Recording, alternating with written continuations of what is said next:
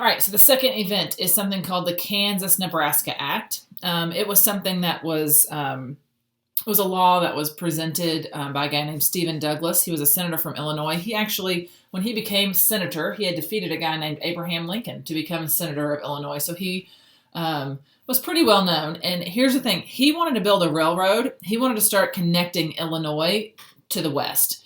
And so he wanted to build a railroad through these territories called the Kansas and Nebraska territories. But as the Constitution is written, in order for federal funds to be used on those types of things, we can't build federally funded, in this case, roads or railroads or canals through territories. We can only build through states.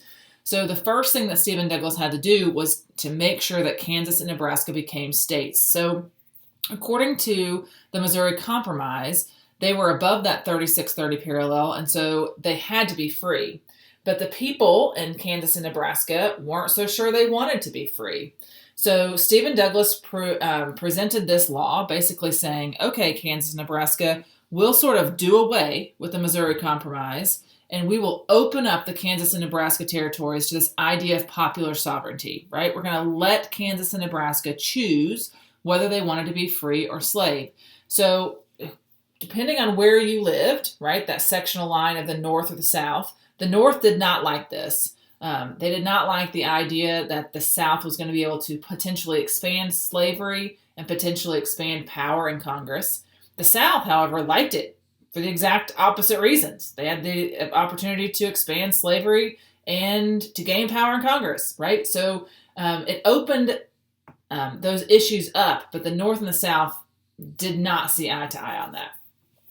It gets violent in Kansas. We have an event called Bleeding Kansas, where basically what happens is there were people of power that were encouraging people from the East to move to Kansas or Nebraska to vote, right? So I'm going to pay for you to leave Ohio and move to Kansas if you will agree to make Kansas a free state. And so there were people that were being paid to go to Kansas and Nebraska and settle there just so they could sort of sway the vote one way or the other. It got violent. We end up with almost like a little mini civil war that happened. People were so ingrained in what they believed, whether that was free or slave, that they were ready to fight for it. They were ready to kill other people because they disagreed with them.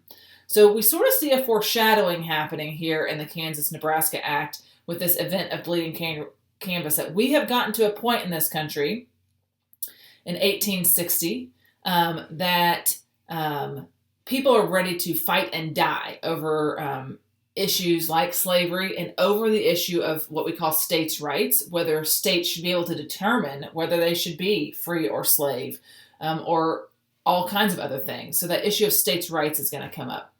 So Kansas is going to become a free state in 1861. Nebraska is not going to even enter the Union until after the Civil War is completely finished in 1867. But we sort of start to see the rumblings of what's coming in the Civil War with this Kansas-Nebraska Act.